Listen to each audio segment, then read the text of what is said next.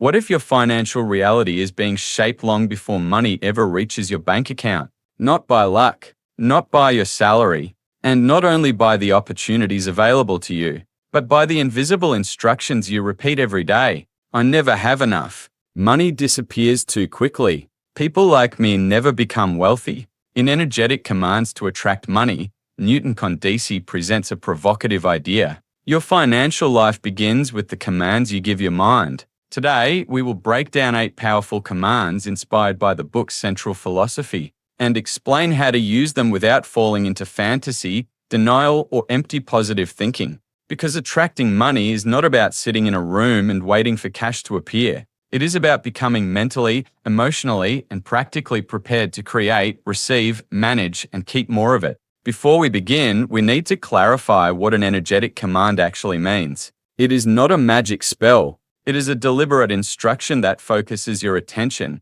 changes your emotional state, and influences your behavior. Your brain constantly searches for evidence that supports what you already believe. When you believe that every opportunity is dangerous, you notice risks. When you believe that improvement is possible, you begin noticing options, people, information, and actions that you previously ignored. The command does not create money from nothing. It changes the person making financial decisions. And that person may begin negotiating differently, learning faster, spending more carefully, or finally acting on opportunities that were always present. With that distinction clear, let us examine the 8 commands. The first command is about separating your identity from your current financial condition. There is a major difference between saying, "I am experiencing financial difficulty," and saying, "I am a poor person." The first describes a temporary situation. The second transforms the situation into an identity. Once scarcity becomes part of your identity, your mind begins protecting it. You may reject opportunities because they feel unfamiliar. You may feel uncomfortable around successful people. You may spend money impulsively whenever you receive it, because keeping money does not match the person you believe yourself to be. The first command is, I release the identity of scarcity. My current balance is a number, not a definition of who I am. This does not mean ignoring debt or pretending your problems do not exist.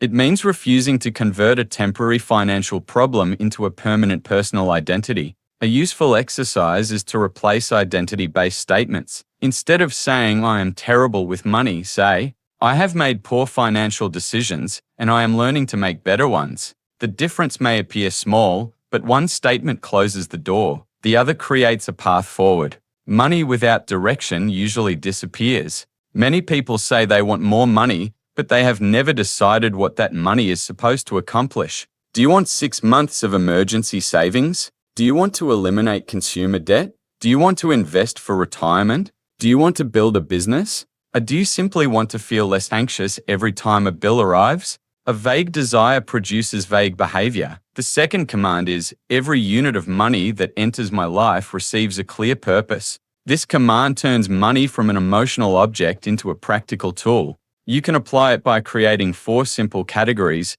living, protection, growth, enjoyment. Living covers your essential expenses. Protection builds your emergency fund and reduces dangerous debt. Growth includes education, investing, tools, and business opportunities. Enjoyment allows you to use money without guilt, but within a deliberate limit. The goal is not to control every cent with fear. The goal is to stop allowing money to leave your life without permission. Many people say they want opportunity, but emotionally they are prepared only for familiarity. A new role appears and they immediately think, "I am not qualified." A client asks about their price and they lower it before negotiating. A business idea appears and they spend 6 months imagining everything that could go wrong. Opportunity is not always rejected with the word no. Sometimes it is rejected through hesitation, perfectionism, or endless preparation. The third command is, I am available for opportunities that reward useful skills, honest work, and meaningful value.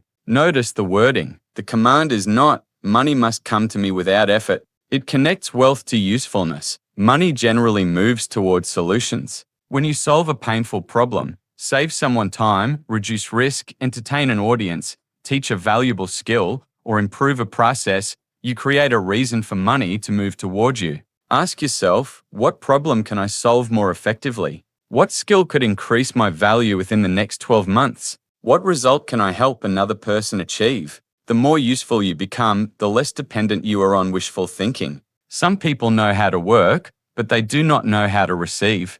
They feel guilty when charging a fair price. They reject help because they want to appear independent. They refuse compliments, promotions, partnerships, or profitable opportunities because receiving feels uncomfortable. This often comes from an unconscious belief that money must always involve struggle. If an opportunity feels too easy, they distrust it. If someone offers help, they assume there must be a hidden cost. If their income increases, they immediately find a way to spend it. The fourth command is, I permit myself to receive fair compensation for the value I create. Receiving is not greed. Receiving is part of an exchange. A teacher receives payment for knowledge. A technician receives payment for solving a problem. A business receives revenue for providing something people choose to buy. The practical application is simple. Stop apologizing for charging fairly. Stop automatically rejecting support, and stop confusing exhaustion with worthiness. Hard work can be valuable, but suffering is not a requirement for legitimate income. Attracting money means very little if you cannot keep it. A person can double their income and remain financially unstable. Why? Because income attracts attention. Savings create security. The moment many people earn more, their lifestyle expands. A better salary becomes a better car. A bonus becomes a new phone. A successful month becomes multiple subscriptions and higher monthly commitments. Soon, the additional income has disappeared. The fifth command is, I respect money by keeping a portion of everything I receive. This is where energetic language must become measurable behavior. Choose a percentage. It may begin at 1%, 5%, or 10%. The number is less important than establishing the habit. Move it automatically when income arrives. Do not wait until the end of the month to save what remains. There may be nothing remaining. Paying yourself first sends a powerful message. My future deserves a place in my current financial life. Wealth is not built only through what you earn. It is built through the distance between what you earn and what you consume. Fear grows in darkness. A person who avoids checking their bank account does not become safer. A person who ignores debt does not reduce it. A person who refuses to calculate monthly expenses remains controlled by uncertainty. The sixth command is, I replace financial fear with accurate financial information. This command may feel less exciting than visualizing wealth, but it is one of the most powerful. Open your accounts, list your debts, calculate your essential expenses, identify your interest rates, measure how much money entered and left during the previous 30 days.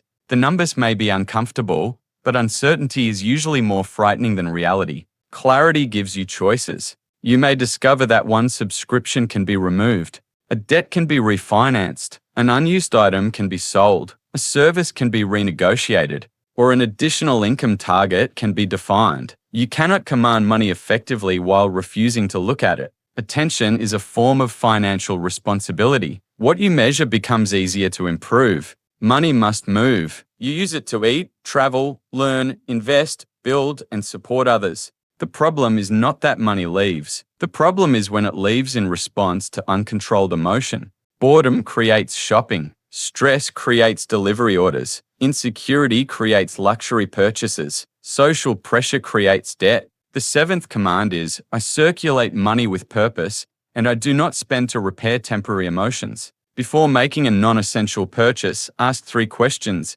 What emotion am I feeling right now? What problem do I expect this purchase to solve? Will I still value it 1 week from today? This short pause interrupts automatic behavior. Purposeful spending does not mean living without pleasure. It means making sure pleasure is chosen, not used as an emergency treatment for sadness, comparison, loneliness, or frustration. Money spent intentionally can improve your life. Money spent unconsciously often purchases a brief emotional escape followed by a longer financial burden. The final command connects all the previous ideas. You cannot repeatedly declare abundance while behaving in ways that create chaos. You cannot say you want freedom while taking on unnecessary monthly obligations. You cannot say you want opportunities while refusing to develop your skills. You cannot say you respect money while ignoring every transaction. The 8th command is, today, I take one measurable action that aligns with the financial life I want.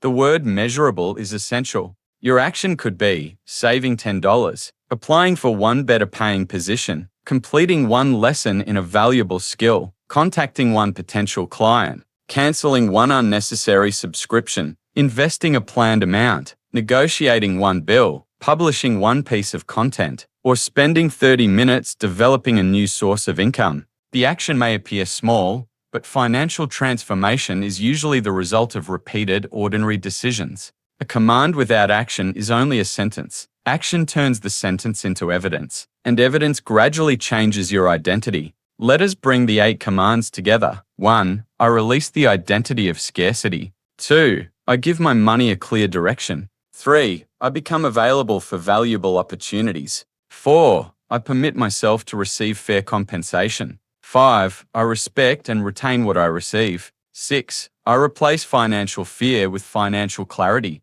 7. I circulate money with purpose, not emotion.